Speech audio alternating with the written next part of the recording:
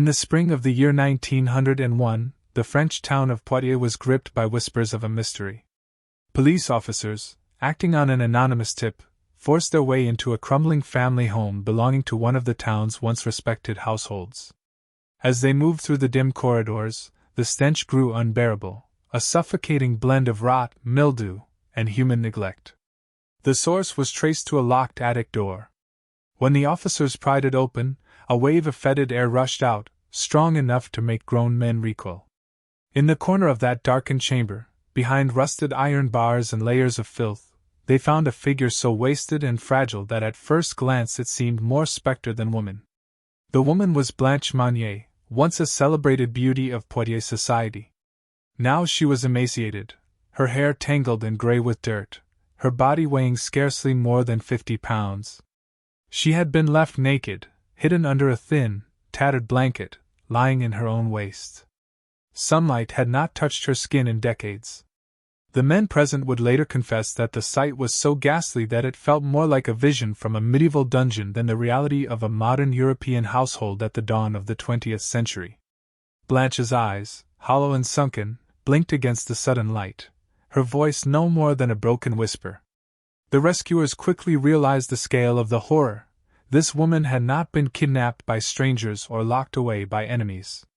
She had been imprisoned by her own family, hidden away for 25 long years in the attic of her mother's house. The truth behind this atrocity was almost too grotesque to comprehend, and soon the entire nation would be asking how such cruelty could have been carried out in silence for so long. Before Blanche Monnier became a symbol of cruelty and tragedy, she was known as one of the brightest jewels of Poitiers. Born in 1849 into a respected bourgeois family, Blanche grew up surrounded by privilege and refinement. From childhood she was admired not only for her delicate beauty, but also for her spirited intelligence. Neighbors recalled her as cheerful, with striking dark eyes and a warm presence that drew admiration wherever she went. By her early 20s, Blanche was a radiant young woman, considered one of the most eligible in the region. Suitors came forward, eager to win her hand, yet her mother, Madame Monnier, dismissed them one after another. None were, in her view, of proper wealth or status. To Madame Monnier, appearances meant everything, and the family's honor depended on Blanche marrying advantageously. But Blanche had her own will. She fell deeply in love with a local lawyer, older and modest in means.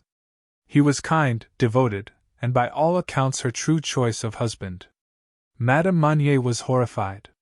To her, the man was beneath the family's dignity, and Blanche's attachment to him was a disgrace. She pressed her daughter to abandon the relationship, but Blanche refused. She declared she would marry for love, not for social advantage, even if it meant defying her family.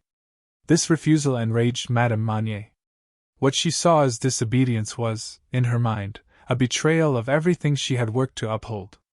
A union with the lawyer would, she believed, stain their name forever. Blanche's determination, however, only deepened. She would rather remain unmarried than surrender her happiness to cold ambition.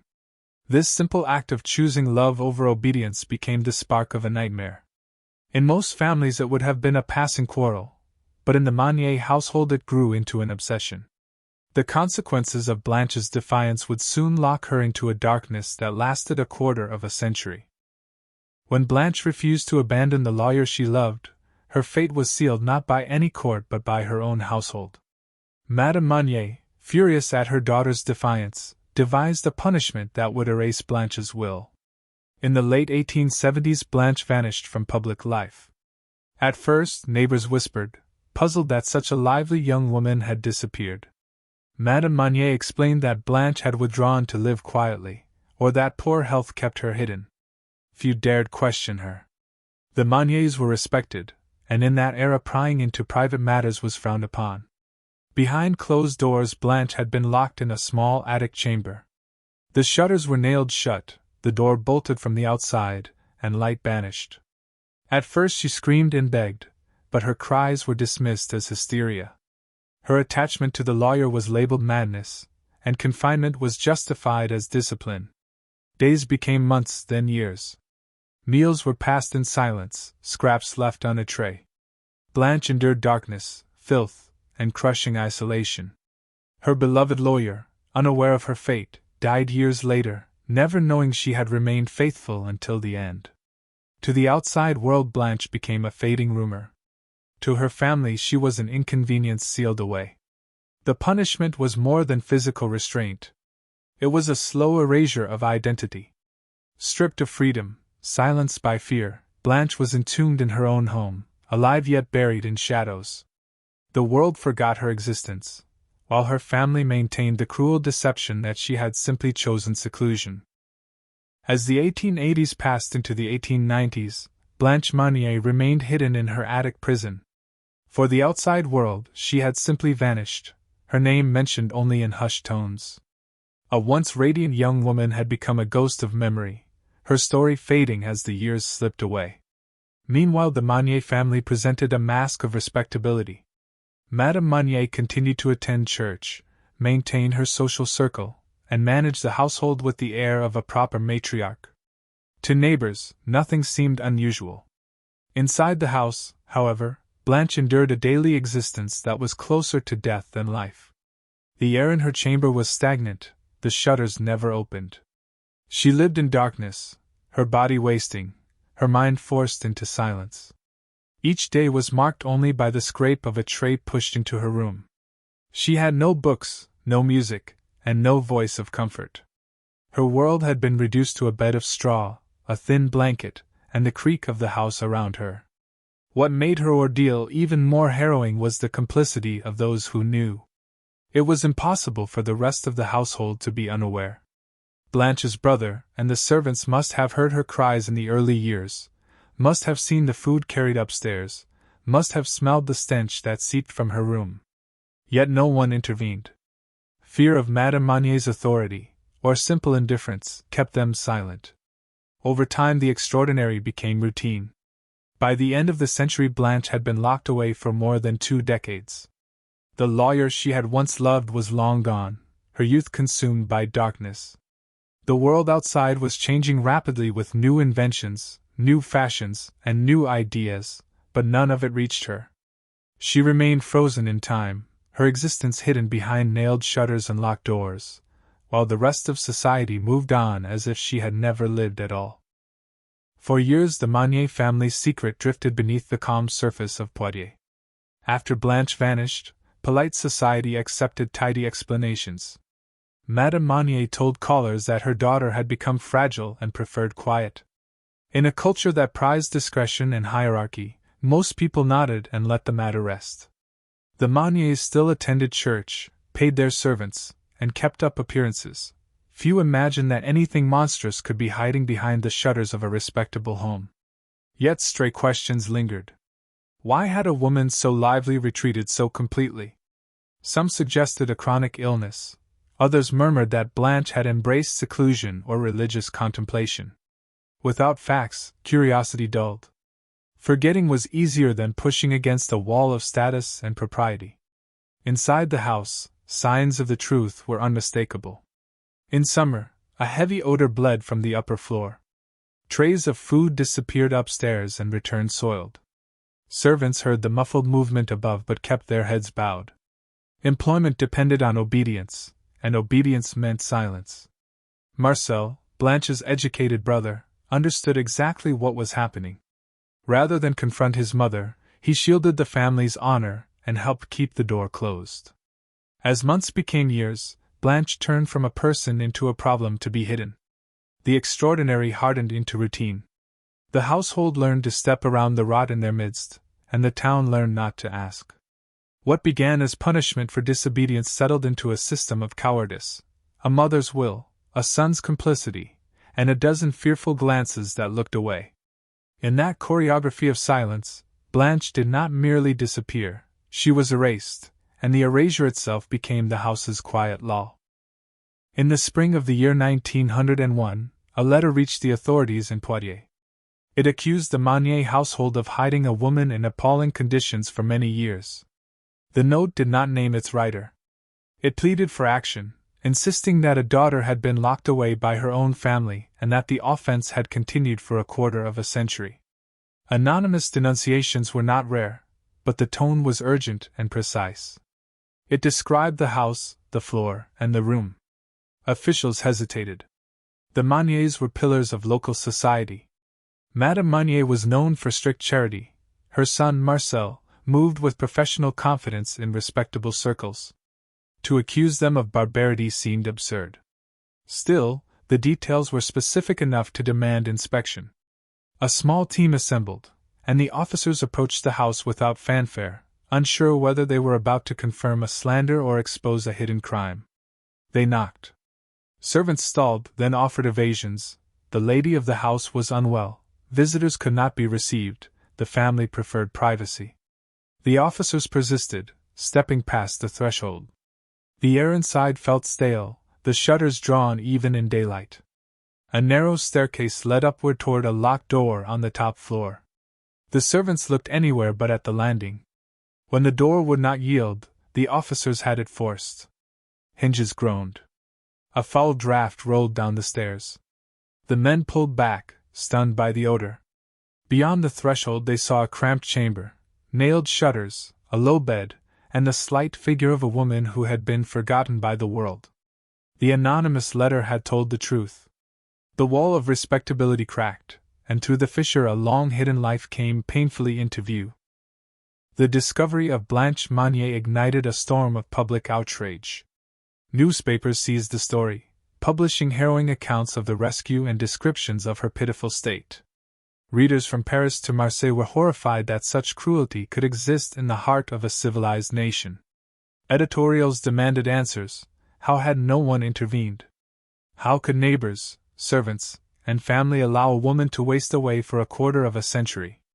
Blanche's story was not simply a tale of personal suffering. It became a mirror reflecting the darker side of society. France prided itself on progress, culture, and human rights, yet here was evidence of barbarity hidden within a respected household.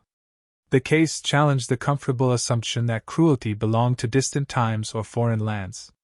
This was cruelty born not from strangers but from kin. Authorities quickly placed Madame Monnier and her son Marcel under arrest. Madame Monnier, by then elderly and unwell, showed no remorse. To her, Blanche had been an unruly child whose confinement was justified. Marcel attempted to defend himself, claiming he had been powerless against his mother's will, though his position in society suggested otherwise. For the public, these excuses only deepened the anger. The Monniers had not acted in ignorance, they had knowingly chosen silence. To many, this was not only a family crime but a civic scandal, proof that respectability and wealth could shield monstrous acts. The story of Blanche Monnier became a symbol, a warning of what cruelty could fester when pride and fear outweighed humanity. The trial of the Monnier family quickly became a national spectacle. Newspapers published daily updates, and crowds gathered outside the courthouse, eager to glimpse the faces of those accused of orchestrating one of the most grotesque family crimes in living memory. Blanche herself was too fragile to attend, but her testimony appeared in the evidence: photographs of her wasted body, the reports of doctors who examined her, and the sworn accounts of the officers who had found her. These images and words left an unforgettable impression. They revealed not just neglect but a deliberate, methodical confinement that lasted 25 years. Marcel Monnier stood at the center of the proceedings. He was not only Blanche's brother but also a man of law, an officer of the court expected to uphold justice. Prosecutors emphasized this bitter irony, pointing out that a lawyer had abetted one of the cruelest deceptions of the century. Marcel attempted to shield himself behind his mother's authority. He argued that Madame Monnier had dominated the household, that he had been powerless to stop her, and that any resistance would have meant ruin for him. But the court found these excuses unconvincing. Marcel was educated, financially independent, and fully capable of seeking help. His silence was not weakness but a choice. Witnesses described the overpowering stench that had hung around the house for years, the servants who had carried trays of food, and the gossip that had circulated in whispers. It was impossible, prosecutors argued, for Marcel not to have known and accepted the truth.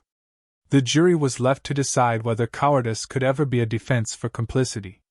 The answer, resounding and clear, was no. While Marcel faced judgment in the courtroom, Madame Monnier's health declined rapidly in custody. Too frail to appear before the court, she remained in her cell, still unrepentant. Guards reported that she expressed no regret, only irritation that the family's private matters had been exposed. She spoke of Blanche not as a daughter but as a wayward child whose disobedience had disgraced the family.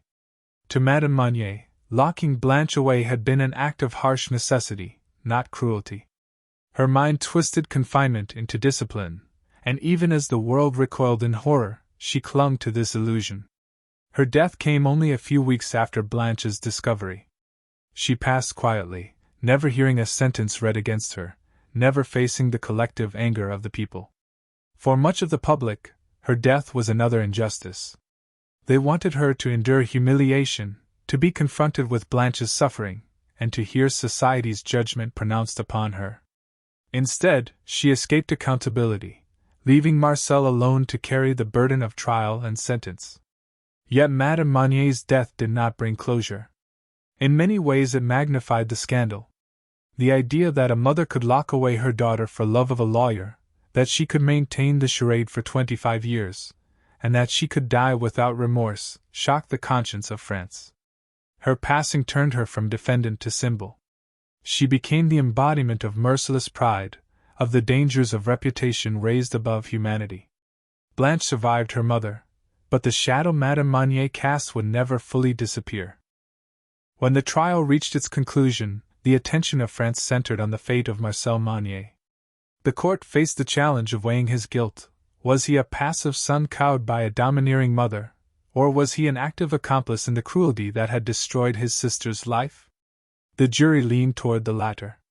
They determined that Marcel had not simply failed to act but had willingly upheld the lie.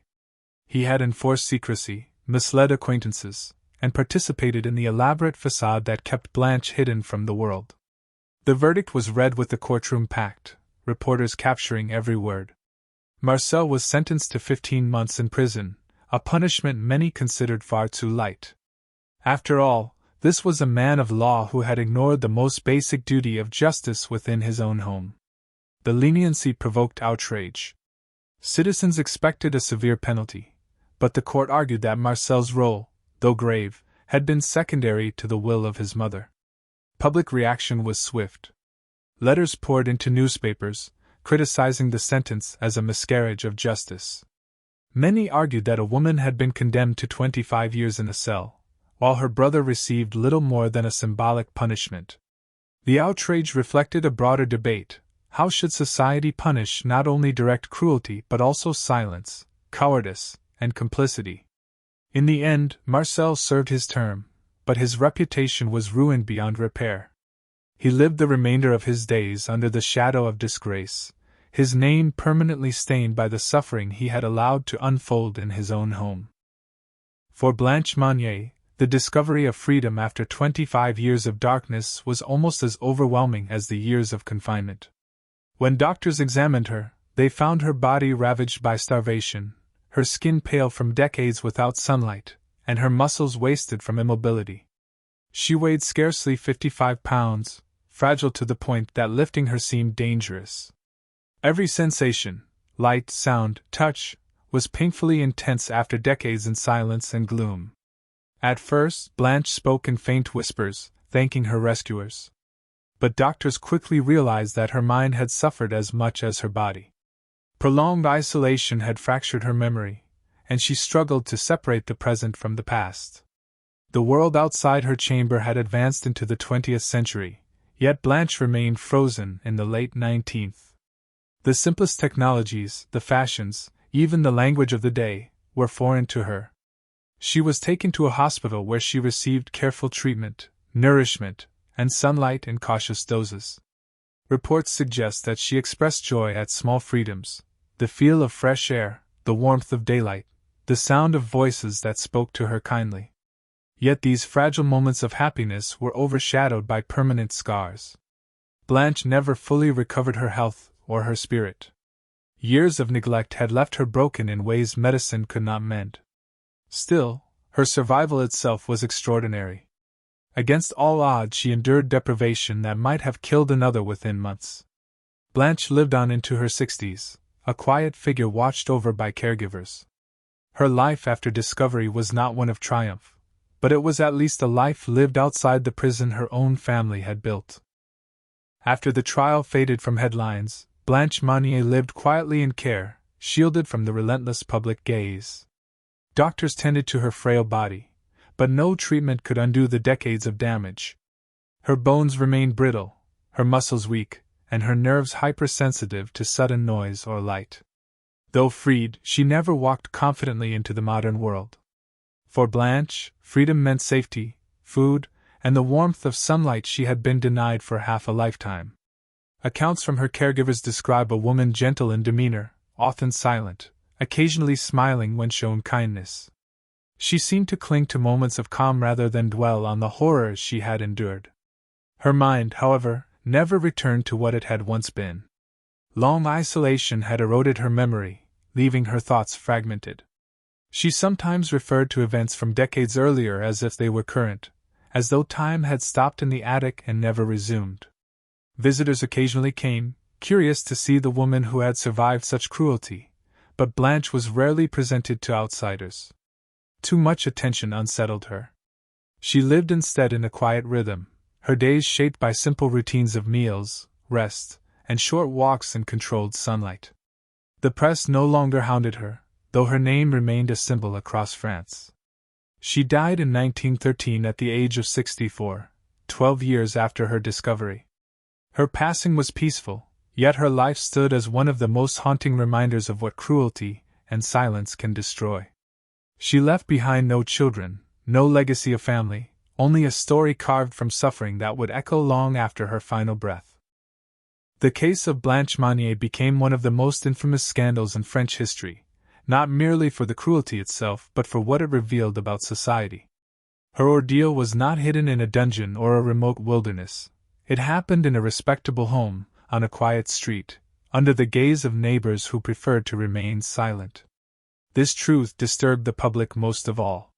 It showed that barbarity could flourish in the very heart of civilization, so long as fear, pride, and indifference provided cover. Writers and moralists seized upon the case, turning it into a symbol of unchecked authority within families and the dangers of blind respectability.